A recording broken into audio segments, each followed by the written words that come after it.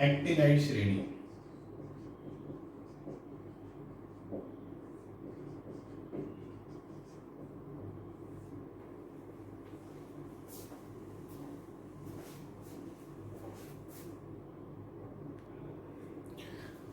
Actinide श्रेणी के कुछ तत्वों की बात करते हैं। एक्टिनाइड श्रेणी का सिंबल होता है An। एक्टिनाइड श्रेणी का पहला तत्व है थोरियम, प्रोटैक्टेनियम, यूरेनियम, यहां तक ये धातु है। उसके बाद यूरेनियम से लेकर लोरेशियम तक सारे के सारे कृत्रिम रूप से प्राप्त किए जाते हैं। इनको अपने ट्रांस यूरेनियम तत्व या सुपर हैवी एलिमेंट, अति भारी तत्व, पैरा यूरेनियम तत्व भी कहते हैं। 91, 92, 93, 94, 95, 96, 97, 98, 99, 100, 101, 2 और 3। अब अपने बात करते हैं सभी के नाम की। टीएच को बोलते हैं thorium, protactinium, uranium, neptunium, plutonium, americium, curium, berkelium, californium, einsteinium, fermium, mendelevium, nobelium और लोरेशियम। ठीक है, दोबारा देख लेते हैं। Thorium, protactinium, uranium, neptunium, plutonium, americium, curium, curium CMA, curium, berkelium, californium, einsteinium, fermium, mendelevium, nobelium और लोरेशियम। ठीक है, इन तत्वों की बात करते हैं। इनका जो इलेक्ट्रॉनिक विन्यास है, इनका इलेक्ट्रॉनिक विन्यास है वो एक्टिनियम के समान है, 89 के समान। अगर अपने एक्टिनियम का निकाल लें सभी का निकल जाएगा। अपने प्रयास करते हैं एक्टिनियम का। सबसे पहले इलेक्ट्रॉन जाएंगे 1s2 में, 1s2 के बाद 2s2 में, 2p6 में, 2p6 के बाद 3s2, 3p6, 3d10। फिर इलेक्ट्रॉन जाएंगे 4s2, 4p6, 4d10, 4f में 14। उसके बाद इलेक्ट्रॉन जाएंगे 5s2 में, 5s2 के बाद 5p6, 5d10। उसके बाद 5f में 0, 6s में 2, 6p में 6, 6b में 1 और 7s में 2। ठीक है, तो इसका यहां तक इलेक्ट्रॉनिक विन्यास, यहां तक जो इलेक्ट्रॉनिक विन्यास है इसका यहां तक, ये किसके समान है? उत्कृष्ट गैस रेडॉन के समान है। तो अपने इसको लिख सकते हैं Rn रेडॉन की तरह है। 4f में कितने इलेक्ट्रॉन गए? 0, 6d में कितने गए? 1, 7s में कितने गए? 2। यानी एक्टिनियम का सामान्य इलेक्ट्रॉनिक विन्यास हो गया रेडॉन के समान, उत्कृष्ट गैस के समान। उसके बाद d में 1 और s में 2। ठीक है, ऐसा ही थोरियम में होता है, ऐसा ही थोरियम में होता है। यानी सभी के इलेक्ट्रॉनिक विन्यास रेडॉन के ही समान है। सबसे पहले जो हमें कॉमन बात मिली है वो लिखते हैं। सभी तत्वों के जो इलेक्ट्रॉनिक विन्यास हैं वो रेडॉन के ही समान है। इसके बाद हम लोग कुछ तत्वों को अंडरलाइन करेंगे, जैसे क्यूरियम, लोरेशियम और थोरियम। ठीक है, इन 3 तत्वों को अंडरलाइन किया जाएगा। क्यूरियम के बाद इलेक्ट्रॉन विन्यास आसान हो जाता है, यहां तक थोड़ा सा डिफिकल्ट चलेगा। सभी का इलेक्ट्रॉन विन्यास 5f, 6d, 7s, सभी में 7s कोश पूर्ण होता है। सबसे पहले कॉमन बात हमें जो मिली है हम उसको लिखने का प्रयास करते हैं। सभी के अंदर 7s कोश क्या होता है? पूर्ण होता है। सभी का 7s पूर्ण होगा। उसके बाद जिसको हम अंडरलाइन किए उसके ऊपर ध्यान से देखेंगे कि इसका इलेक्ट्रॉनिक विन्यास दूसरों के इलेक्ट्रॉनिक विन्यास से किस प्रकार से भिन्न है। हमने क्यूरियम को अंडरलाइन किया, यानी इसमें 5f और 6d में इलेक्ट्रॉन जाएंगे। लोरेशियम को अंडरलाइन किया, इसका मतलब 5f और 6d में इलेक्ट्रॉन जाएंगे। ठीक है, थोरियम का बिल्कुल समान होता है एक्टिनियम के। इसके अंदर परमाणु क्रमांक 1 बढ़ा तो इसका इलेक्ट्रॉन विन्यास हो जाएगा 6d2। ठीक है, उसके बाद यहां तक प्रोटैक्टेनियम, यूरेनियम, नेप्टोनियम, प्लेटोनियम, अमरेशियम तक की बात करते हैं। क्यूरियम के बाद इलेक्ट्रॉन विन्यास के ऊपर ध्यान देते हैं। इलेक्ट्रॉन विन्यास सबसे पहले एक्टिनियम के समान है 89 के बाद। थोरियम का इलेक्ट्रॉन विन्यास एक्टिनियम के समान ही है। ठीक है, इसके अंदर इलेक्ट्रॉन है 6d1। 6d1 के बाद एक परमाणु क्रमांक बढ़ा तो इसका एक इलेक्ट्रॉन d में चला जाएगा। उसके बाद थोरियम के बाद इलेक्ट्रॉनिक विन्यास में भिन्नता आएगी। ठीक है, d का एक इलेक्ट्रॉन F कोश में चला जाएगा, परमाणु क्रमांक बढ़ा, एक इलेक्ट्रॉन बढ़ा, तो F के अंदर 2, D के अंदर 1 इलेक्ट्रॉन, ये थी नेप्टोनियम तक चलेगी। D के अंदर 1, परमाणु क्रमांक बढ़ते ही एक इलेक्ट्रॉन F कोश में चला जाएगा। उसके बाद D का इलेक्ट्रॉन फिर F कोश में जाएगा। F कोश में जाने के बाद यहां तक अमरेशियम तक ऐसी कंडीशन चलेगी। क्यूरियम के अंदर गैडोलिनियम की तरह इलेक्ट्रॉन विन्यास हो जाएगा, अर्धपूरित विन्यास। इसका 8वां इलेक्ट्रॉन D कोश में चला जाएगा, इसका 8वां इलेक्ट्रॉन D कोश में चला जाएगा। इसका कारण होता है 4f7 अर्धपूरित विन्यास स्थायी होता है। 5f7 अर्धपूरित विन्यास स्थायी होता है। इसके बाद D के अंदर इलेक्ट्रॉन नहीं जाएगा, सभी के सभी इलेक्ट्रॉन 5f में जाएंगे। बर्केलियम से लेकर कैलिफोर्नियम, कैलिफोर्नियम के बाद आइंस्टीनियम, फॉर्मियम, मेंडोलेनियम, नायोबियम और लोरेशियम, सभी के अंदर इलेक्ट्रॉन 5f में जाएगा। परमाणु क्रमांक बढ़ा, 7 और 1 8, परमाणु क्रमांक बढ़ा, परमाणु क्रमांक बढ़ते इलेक्ट्रॉन आगे 9 10 11 12 13 14, और इसके अंदर F के अंदर 14 और 15वां इलेक्ट्रॉन D कोश में जाएगा। इसका D विन्यास 5f विन्यास पूर्ण है, इसको बोलते हैं पूर्ण पूरित विन्यास, इसको बोलते हैं पूर्ण पूरित विन्यास। ठीक है, क्वेश्चन आता है लोरेशियम का इलेक्ट्रॉन विन्यास 5f14 6d1 क्यों है? क्योंकि 5f14 पूर्ण पूरित विन्यास है जो सबसे ज्यादा स्थायित्व रखता है। इस कारण D का एक इलेक्ट्रॉन F का एक इलेक्ट्रॉन D कोश में चला जाता है।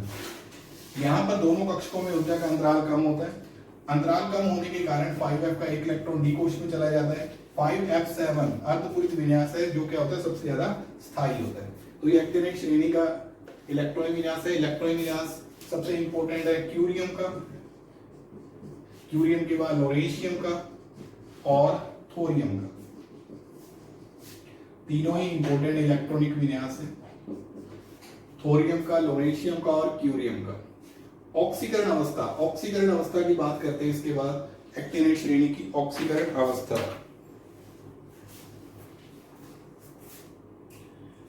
ऑक्सीकरण अवस्था सभी के अंदर लैंथेनाइट के समान एक्टिनेट श्रेणी की +3 ऑक्सीकरण अवस्था सबसे ज्यादा स्थायी होती है।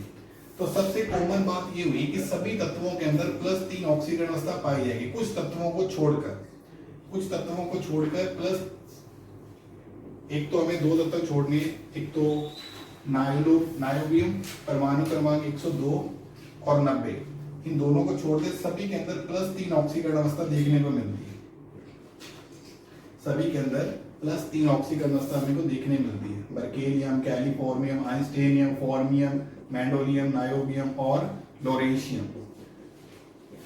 परमाणु क्रमांक 102 एकमात्र ऑक्सीकरण अवस्था +2 दर्शाता है। थोरियम एकमात्र ऑक्सीकरण अवस्था +4 दर्शाता है। एक्टिनेट श्रेणी के अंदर परिवर्तनशील ऑक्सीकरण अवस्था पाई जाती है, जिस प्रकार 3D श्रेणी में पाई जाती है, इसी में परिवर्तनशील ऑक्सीकरण अवस्था पाई जाती है। इसके अंदर 2 बातें ध्यान रखना, थोरियम +4 ऑक्सीकरण अवस्था, परमाणु क्रमांक 102, नायोबियम सिर्फ +2 ऑक्सीकरण। इसके बाद ऑक्सीकरण अवस्था बढ़ती है, प्लेटोनियम +3 के अलावा +4, यूरेनियम में +5 के अलावा +6, नेप्टोनियम, प्लेटोनियम दोनों ही 7 तक ऑक्सीकरण अवस्था दर्शा देते हैं, दोनों की सेम होती है +7 तक। उसके बाद ऑक्सीकरण अवस्था कम होती है, +4 और +5 तक जाती है। क्यूरियम, बर्केलियम सभी के अंदर +3 ऑक्सीकरण अवस्था पाई जाती है। तो यहां तक थोरियम से लेकर प्लेटोनियम तक ऑक्सीकरण अवस्था बढ़ जाती है क्योंकि एटॉमिक इलेक्ट्रॉन की संख्या में वृद्धि होती है। थोरियम एकमात्र +4 ऑक्सीकरण अवस्था दर्शाता है, नायोबियम एकमात्र +2 ऑक्सीकरण अवस्था दर्शाता है, प्लेटोनियम में ऑक्सीकरण अवस्था बढ़ जाती है, ठीक है, +4 के अलावा +5 भी दर्शाता है। यूरेनियम +3 +4 +5 और +6 दर्शाता है। नेप्टोनियम +7 तक, प्लेटोनियम +7 तक ऑक्सीकरण अवस्था दर्शाता है। लैंथेनाइट श्रेणी और एक्टिनेट श्रेणी में ऑक्सीकरण भिन्नता का ये फर्क है कि लैंथेनाइट सिर्फ एकमात्र +3 ऑक्सीकरण अवस्था दर्शाता है, एक्टिनेट श्रेणी +3 के अलावा +4 +2 +7 तक ऑक्सीकरण अवस्था दर्शाता है। लैंथेनाइट और एक्टिनाइट श्रेणी में अंतर, नेक्स्ट टॉपिक आता है इसी में, लैंथेनाइट और एक्टिनाइट श्रेणी के तत्वों में अंतर। लैंथेनाइट श्रेणी को Ln से प्रदर्शित करते हैं। लैंथेनाइट श्रेणी और एक्टिनाइट श्रेणी में अंतर, एक्टिनाइट श्रेणी में मुख्य क्या अंतर है? लैंथेनाइट श्रेणी को अपने Ln से प्रदर्शित करते हैं एक्टिनाइड श्रेणी को अपने An से प्रदर्शित करते हैं। लैंथेनाइड श्रेणी के अंदर एकमात्र ऑक्सीडेशन स्टेज, एकमात्र ऑक्सीकरण अवस्था पाई जाती है +3, एकमात्र ऑक्सीकरण अवस्था +3 पाई जाती है। जबकि एक्टिनाइड श्रेणी के अंदर ऑक्सीकरण अवस्था +3 के अलावा +4, +5, +6 और +7 तक ऑक्सीकरण अवस्था देखने को मिलती है, परिवर्तनशील ऑक्सीकरण अवस्था देखने को मिलती है। लैंथेनाइड के अंदर संकुल यौगिक बनाने की प्रवृत्ति कम होती है, कॉम्प्लेक्स कंपाउंड, संकुल यौगिक बनाने की प्रवृत्ति कम होती है, बनाने की प्रवृत्ति कम होती है। संकुल यौगिक लैंथेनाइड के अंदर +4 वाले ज्यादा बनाते हैं, उसके बाद +3 और फिर +2। संकुल बनाने की प्रवृत्ति मुख्यतः कम होती है। एक्टिनाइड के अंदर संकुल बनाने की प्रवृत्ति ज्यादा होती है। लैंथेनाइड के तत्व कम क्षारीय होते हैं, लैंथेनाइड के जितने भी तत्व है कम क्षारीय होते हैं। एक्टिनाइड के जितने भी तत्व है वो अधिक क्षारीय होते हैं। लैंथेनाइड के तत्वों के अंदर ऑक्सोदरायन बनाने का गुण नहीं होता, लैंथेनाइड के तत्व ऑक्सोदरायन नहीं बनाते, जबकि एक्टिनाइड श्रेणी के तत्व ऑक्सोदरायन बनाते हैं। लैंथेनाइड के तत्व ऑक्सोदरायन बनाते हैं, जैसे UO2+, UO+, यूरेनियम ऑक्साइड। ठीक है, इसके अलावा लैंथेनाइड के अंदर जितने भी त्रिधनात्मक तत्व होते हैं जिनके ऊपर +3 चार्ज होता है वो मुख्यतः रंगहीन होते हैं, जबकि एक्टिनाइड के अंदर जितने भी त्रिधनात्मक जिनके ऊपर +3 चार्ज है, त्रिधनात्मक तत्व रंगीन होते हैं। लैंथेनाइड को Ln से प्रदर्शित करते हैं, एक्टिनाइड श्रेणी को An से प्रदर्शित करते हैं। लैंथेनाइड के अंदर क्रोमोथेनियम एकमात्र रेडियोधर्मी तत्व है, एकमात्र रेडियोधर्मी तत्व है। एक्टिनाइड श्रेणी के अंदर थोरियम से लेकर यूरेनियम तक सारे क्या है, धातु है। यूरेनियम से लेकर लोरेशियम तक सारे क्या है, रेडियोधर्मी तत्व है, या कृत्रिम रूप से प्राप्त किए जाते हैं, कृत्रिम रूप से प्राप्त किए जाते हैं। तो ये मुख्य लैंथेनाइड एक्टिनाइड श्रेणी में अंतर है। पहला है लैंथेनाइड श्रेणी सिर्फ एकमात्र +3 ऑक्सीकरण दर्शाती है, एक्टिनाइड श्रेणी +3 के अलावा +4, 5, +6 और +7 ऑक्सीकरण अवस्था दर्शाती है। लैंथेनाइड के अंदर संकुल बनाने की प्रवृत्ति कम होती है, जबकि एक्टिनाइड श्रेणी के अंदर संकुल बनाने की प्रवृत्ति ज्यादा होती है। लैंथेनाइड में संकुल बनाने की प्रवृत्ति का क्रम +4, +3, +2 होता है। लैंथेनाइड के जितने भी तत्व कम क्षारीय होते हैं, एक्टिनाइड के जितने भी तत्व अधिक क्षारीय होते हैं। लैंथेनाइड के अंदर ऑक्सोदनायन का गुण नहीं होता, जबकि एक्टिनाइड श्रेणी के अंदर ऑक्सोदनायन बनाने का गुण होता है। एग्जांपल यूरेनियम +2 और यूरेनियम O+। लैंथेनाइड के जितने भी त्रिधनात्मक तत्व है वो सारे के सारे रंगहीन होते हैं। ठीक है, इनके जितने भी तत्व है वो सारे क्या होते हैं, रंगीन होते हैं। लैंथेनाइड को Ln से, एक्टिनाइड को An से प्रदर्शित करते हैं। लैंथेनाइड के अंदर एकमात्र क्रोमोथेनियम रेडियोधर्मी है, बाकी सारी धातु है। एक्टिनाइड श्रेणी के अंदर थोरियम से लेकर यूरेनियम तक तो धातु है, यूरेनियम से लेकर लोरेशियम तक सारे कृत्रिम रूप से प्राप्त किए जाते हैं। ठीक है, ये सारे रेडियोधर्मी तत्व